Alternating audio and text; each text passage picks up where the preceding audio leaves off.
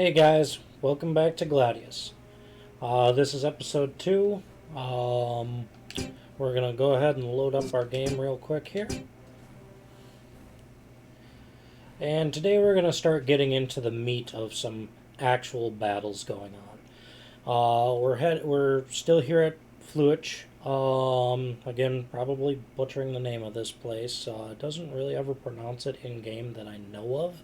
So we're just going to go with Fluich because that's what I've always called it. Oh boy. Today's leagues, the only one that we can go in is this League of Redemption, and that's always the first one you fight in. Once we defeat this, as you can see on these other two down here, the Lightning Circuit and the Contest of the Free Peoples, they are locked in by popularity. The game pretty much forces you to fight this just so that you can have some experience under your belt. We're going to fight all three of these battles. They're not hard, should be fairly quick. Two of these battles are at a slight disadvantage where you can only have one fewer people than the other team, and that's not generally too much of a problem. But we're just gonna go start with the first one and head right into it. Yeah, we're just gonna skip over this guy because I already talked about how to go through your opponents in the other menu. As you can see, we're fighting two bandits and a barbarian. It shouldn't be too hard of a fight. There may be some crates placed in this battle. Wouldn't surprise me. I'm pretty sure there are, in fact. So the trick with this is I'm about 90% certain there is a pile of crates directly in front of me, and I kind of want to get onto them so that I have height advantage. We're going to place our characters like this so that they can kind of race up to the top of them, with Ursula taking the main point. Ursula, your hero characters are really, really solid in this game. They will always be able to do decent damage against any given enemy. They might be a little weak against most heavies because they are medium class characters even still, but I'm going to go ahead and just say that doesn't really matter because of their abilities. They can really output a lot of damage. Especially once we get to Valens, you'll really see how good he is.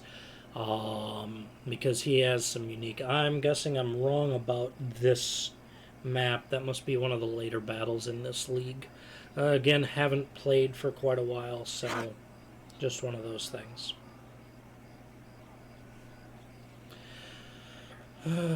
So I'm going to bring Erlan up over here in the name just of a little King bit Orin. out because I want the Gunganir to have a decent range for attacking other enemies.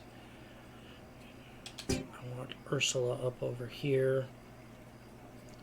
And then Genie is just going to go ahead and pass. Now you can pass in this, and you might see really quickly her name will shoot up farther from where it is in its second slot, which it's highlighted by a white bar. It should shoot up a couple of positions. Passing counts as a half turn. It gives you a skill point, which are those blue diamonds in the middle of the HUD bars down below. It gives you 1 point of those back, so you can pass for a half turn if you cannot use your higher level skills, which we'll go through some of her skills quick. Her main skill that she's going to use is long throw. Progressively, the long throw skills get better and better and better. They will get longer and longer range. They have a unique series input meter on them where you have to input combos, and for a while I'm probably going to screw some of those up because, like I said, this is a PS2 emulation and I am not super familiar with PlayStation, never have been, so I will get used to it over time. Exploding Javelin does the same thing. It affects, as you can see, there are more highlighted areas. It basically affects a 9 square of area. It does less damage than like a straight long throw would, but it affects all of the enemies to a reasonable degree. That looks like her only skills right now, so we're going to pass like I said we were going to earlier. And now Genie is within range to be able to at least do an exploding javelin. But we're going to go ahead and pass on her for one more turn. Just because I want to make sure that the enemies get in range properly. And bring him up. And bring her up.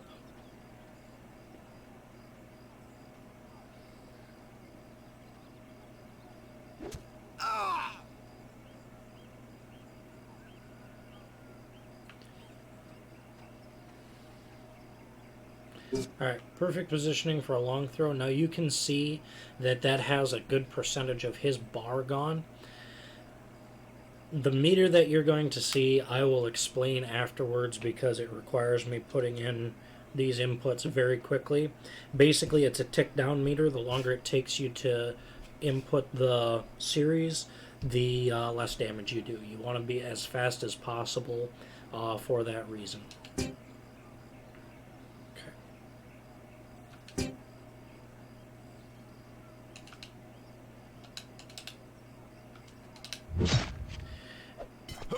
And you see there's a sweet spot right at the end of the bar where even if it carries over a little bit, it can still do critical damage. And I managed to just sneak that in there. And if I get critical damage with Erlan here, I might be able to kill this guy on this go. And I did. Blasted Imperial. Because these enemies are getting close, I'm empowering Ursula so that she has the better accuracy, better defense, all of that stuff. Now, because he was behind her, she was at a disadvantage, so that was an understandable issue. I'm going to go ahead and move Genie out a little bit so that she can hit that barbarian.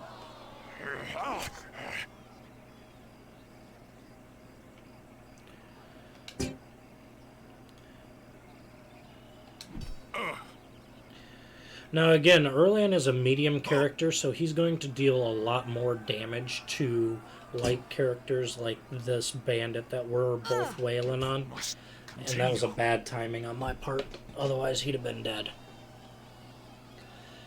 As you can see on the left side of the screen, the blue bar going up and down, that's our performance rating basically.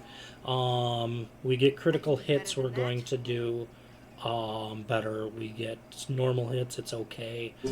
Let's see. I'm gonna damage him as much as possible. Got a critical hit.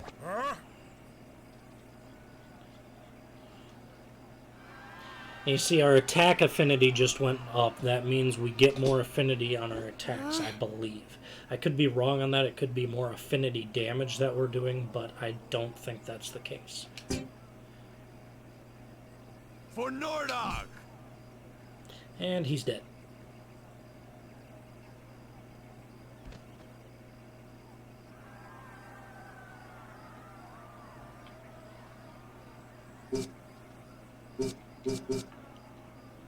Now another thing too, with the Empower Self ability, you can see how she has a kind of glowing effect around her head.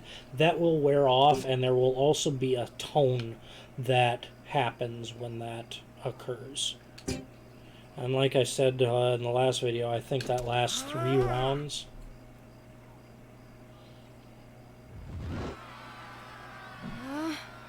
You see, the attack that he just used, that target leg, what that does is it makes it so that she can't move as far, but it's not too much of an issue because she's not moving. Okay.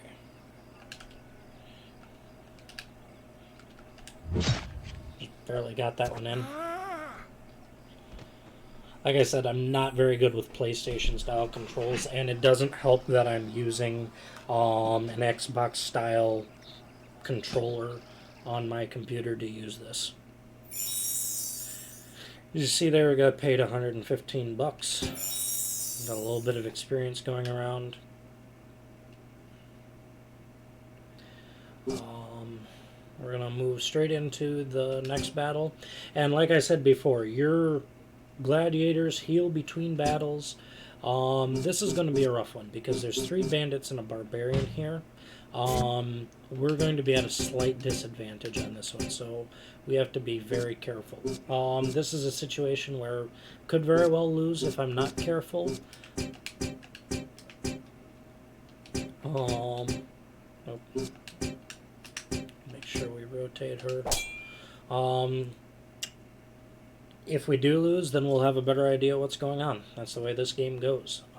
There's no repercussions for losing. You don't really lose anything. You lose an entrance fee in some cases because some of the leagues require a small entrance fee, but it's only usually like 20 to 50 bucks. It's not that big of a deal. I was right about this being the crate one. I thought this was the actual one. And I think the next one has crates as well, too, but... Come on. The camera in this arena is always just a little bit wonky.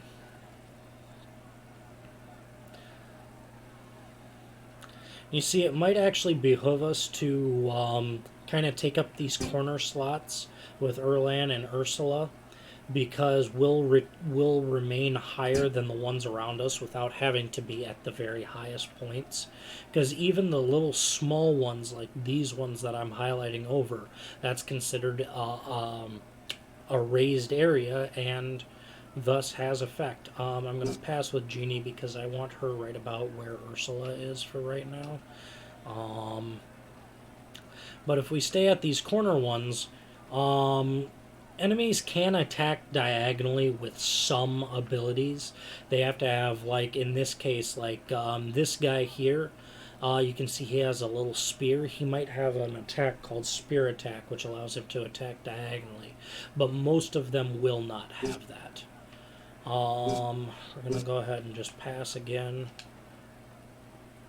And we're going to pass because he's right where I want him. I'm going to get her up for now. Ursula might be far enough out and about that I can move her around behind some of these enemies, which would be really useful. Yep, he's got that spear attack that I mentioned. So Erlan's at a disadvantage with him being there because Erlan cannot attack him. So my goal is to get Ursula up to the right of that bandit and just wail on him with her. And Jeannie is in the perfect position to be able to start hitting this guy, which I'm going to.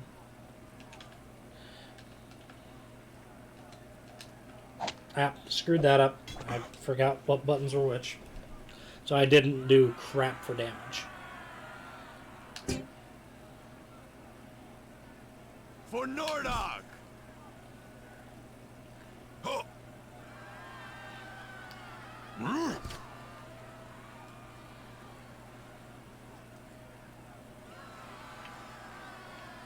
It's time to battle!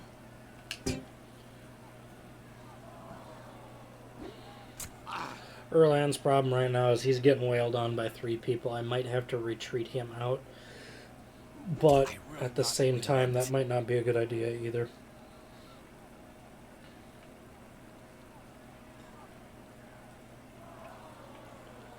Let's see if I can get...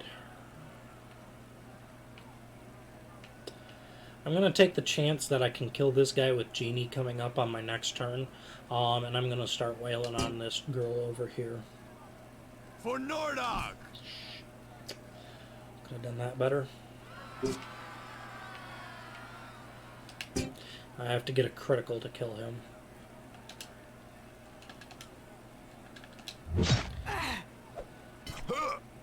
Got it.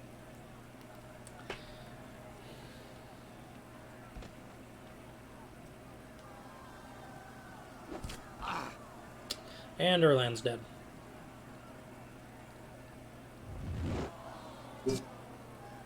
Gonna get her empowered.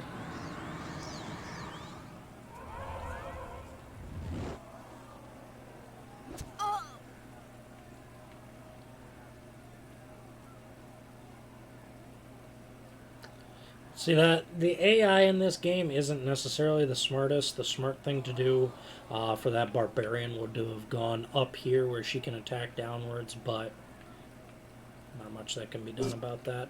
I'm gonna go ahead and take a pot shot at Caitlin over here.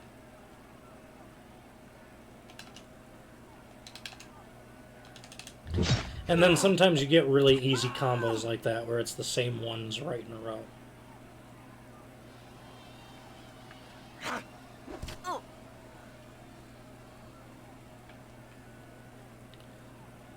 So I think right now my focus needs to be killing this Caitlin, simply because she can do a lot of damage to me really quickly, and Irv, he goes down quicker. He'll go down quicker. He's a bandit. So I need to get her out of the way. As long as I keep doing damage like that, I'll do fine.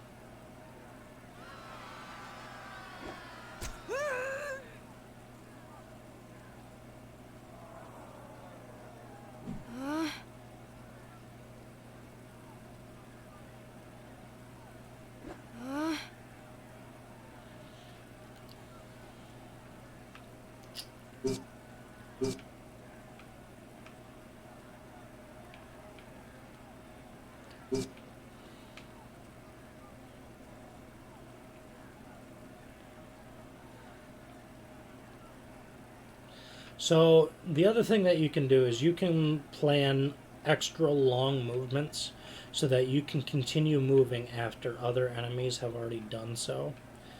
And I'm going to go ahead and do that just so that I can get a little bit of distance, because she's going to move... Oh, crap. I was hoping she'd move to my side, but of course not.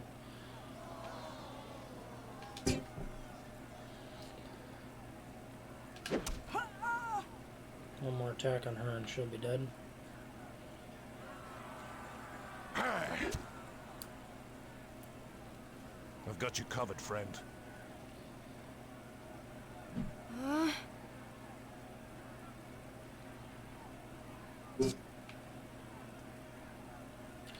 Might be able to kill her. I'm going to take a lot of my skill points, but...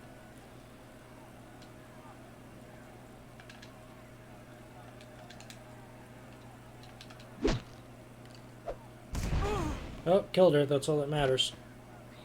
Great graphics, too. Great graphics. For a 2003 game, it's pretty good. Okay, at least Ursula can focus on killing this dude quick. And that was crap.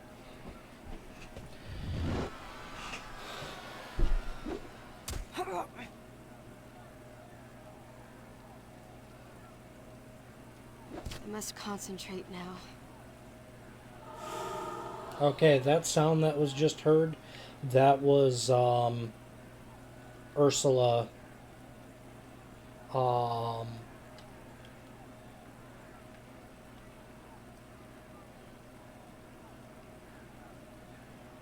losing her empowered self. So, just for safety's purpose, I'm going to go ahead and give that back to her. This if you can.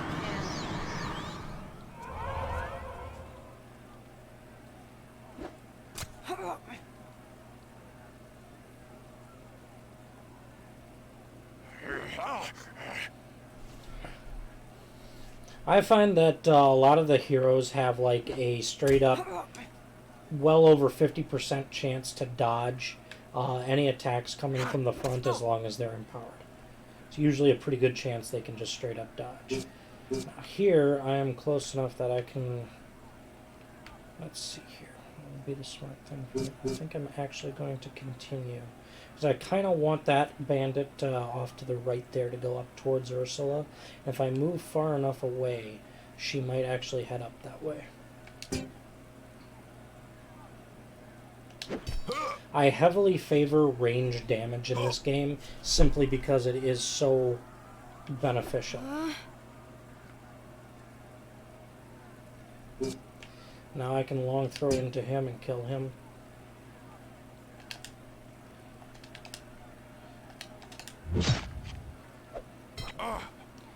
Like I said, right at the edge of those bars is kind of a sweet spot where you can still I'm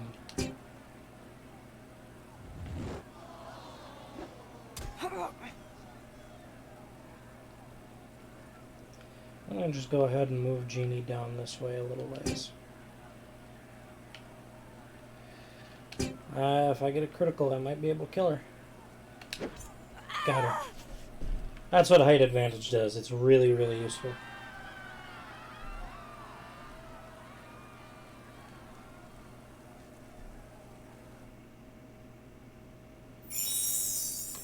You see, I performed really well. That was a harder battle. I got paid more. Got more experience for that one, too. Alright then. We're going to go ahead and move straight into Atonement 3. This is going to be the hardest one because you only get 2 to work with. And we're working on 2 bandits and a barbarian. I kind of want Ursula and Jeannie for this. I'm just going to stick Ursula in the middle, and I'm going to stick Jeannie kind of off this way right here.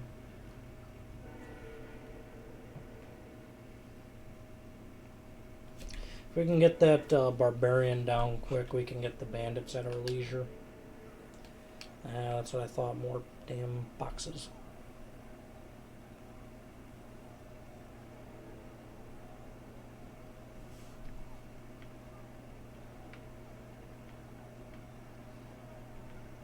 That's another problem. Light enemies, light classes, tend to have a much easier time of moving around the battlefield. Right now my goal is to get Ursula up high so that I can just kind of stand and pick away at the other enemies.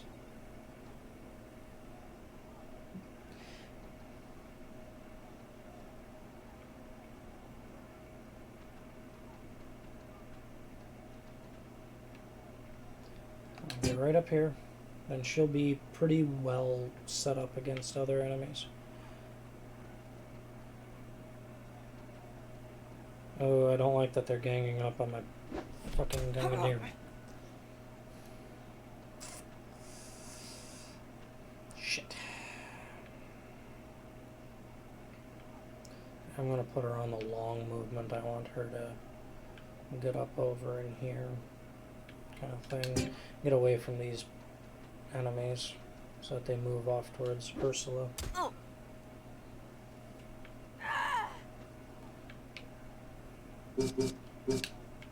It's time to battle.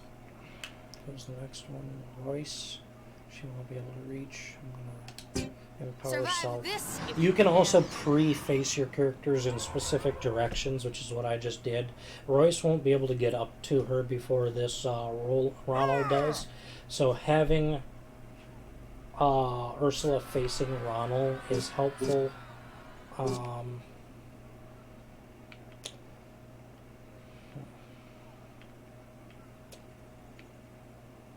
going to actually run Jeannie back this way a little ways, because I want that Royce to move around to Ursula's other side. Which she does.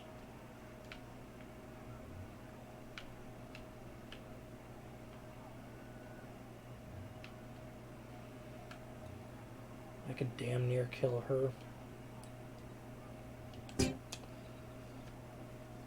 think Ursula, I'm just going to do as much damage as I can as quickly as possible. And that was not a good example of it. Because I can pick the rest off with Jeannie if I absolutely have to.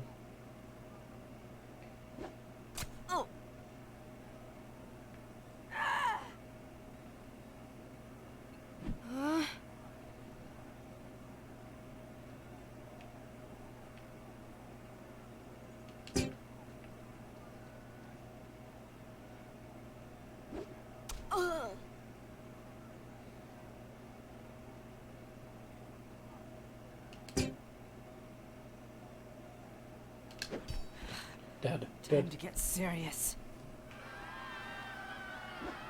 Oh.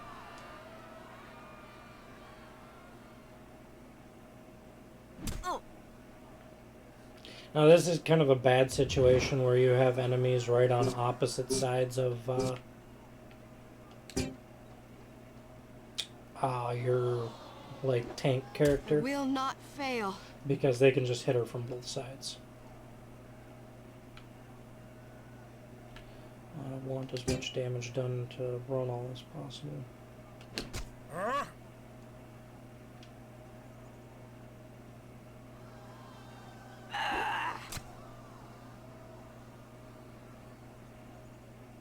Taste Nordock iron. And there she goes.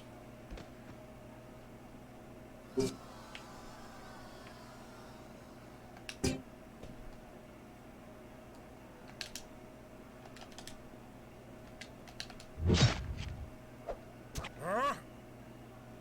Good damage.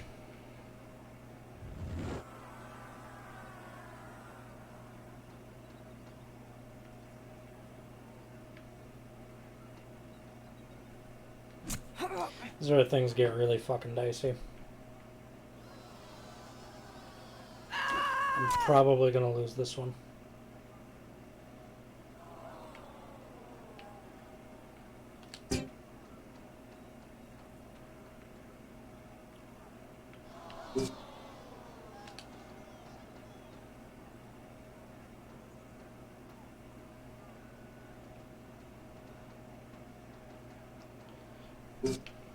Okay, now I've got some height advantage. I should be able to kill him in one go.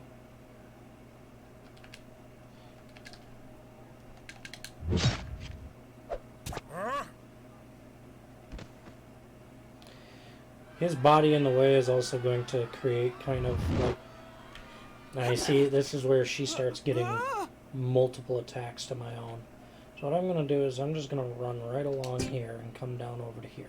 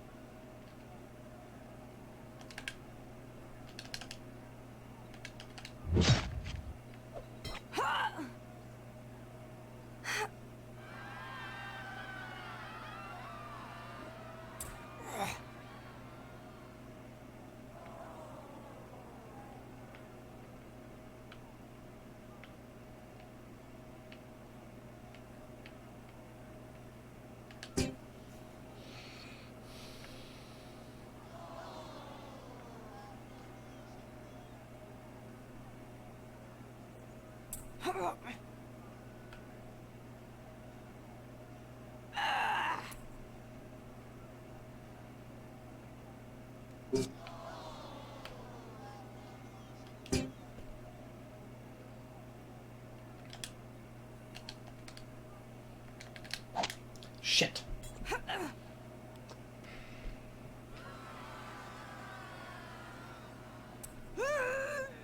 Yeah, I think I just lost this one.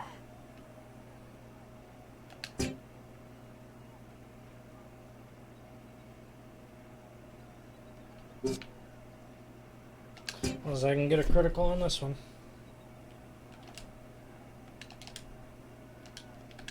Got it. We're done. Time is nigh. Barely won that one. Skin of the teeth.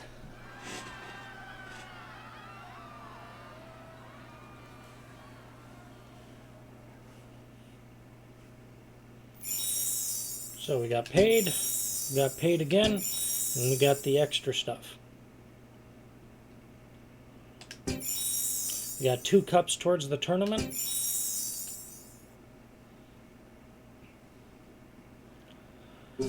Okay, so that about does it for this video. I think we're going to check the shop real quick. And of course, there's going to be talking here. Every In the shop. past, your father supplied your equipment, but from now on, you must learn to live within the budget of your school.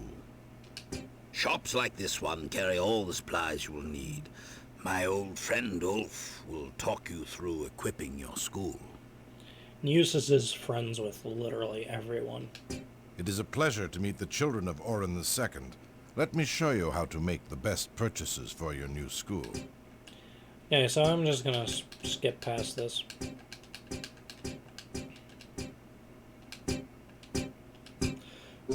So the important thing to note is that weapons and armor cost money.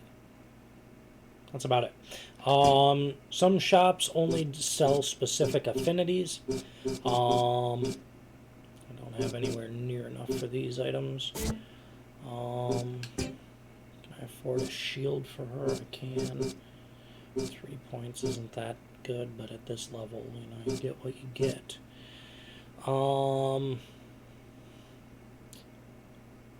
Let's see here.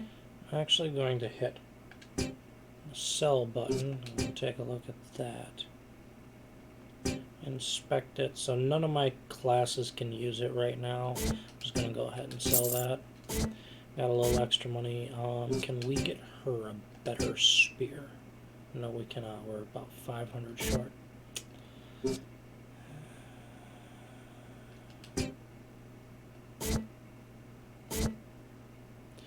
Now, some classes can't equip certain items. The most common one that they can't equip is a shield. Barbarians are noted for not being able to do that, and because of that, we're not going to have a lot of barbarians in our school. Erlan will be the only one that stays with us through the entire game. We may pick one up just for the hell of it for a little bit here early on, but he will be gone by the time that we get to the end of this region. So I can't really do anything yet. I think I'm going to call it there, and we're going to be moving into the next video after this, where we're just going to pretty much knock out, I think, 1 league every video. As you can see from this screen, like this next one, I think we're going to do the Contest of the Free Peoples. There's a lot more to go on, and these ones have more unique battles that you can do. Like Vandal Battle, you have to destroy barrels. Very useful to have ranged people for that. Rival Nations, destroy the enemy's monument. Now you can kill the other team, or you can destroy the monument. Sometimes it's easier to just kill the other team, as you'll see in much later battles. Freedom Fight, I think, is just a standard battle. King of the Hill is exactly what it sounds like. There's a pile of crates, you stand on the tallest one. Sometimes there are multiple places to go. My favorite secondary battle type, other than the type I mentioned in the last video, there's 2 types of secondary battles that I really like. There's one where you go after chests that are filled with equipment. It takes longer to go get them, but it's almost always profitable if you have a good team, because you can turn right around and slay the enemy afterwards, and then you get to keep all of the equipment that you found. The other one is this points battle. Your characters don't take damage in it, but every point of damage done is counted up to a tally. And if you have some really good heavy hitters, especially, like I said, ranged characters, you can do a lot of damage very quickly. That exploding javelin that my Gungnir has can do a lot of damage to a lot of enemies, and every enemy you deal damage to, it adds up. But for now, I'm just going to check the recruiting office real quick, see who we've got in here. Yeah, you see, we've just got a couple of barbarians and a couple of bandits. I might pick Ian up, or Seamus, whatever his name is. just to help through another battle. Yeah, I think I'm going to pick Suemus up. He's a hell of a lot cheaper. And he has a spear, so he usually has a spear attack, which that's a super useful ability because of the diagonal positioning. So yeah, we're going to just call it here on the video. Thank you guys so much for watching. This has been Betamax Gaming with Derek. We'll see you in the next video.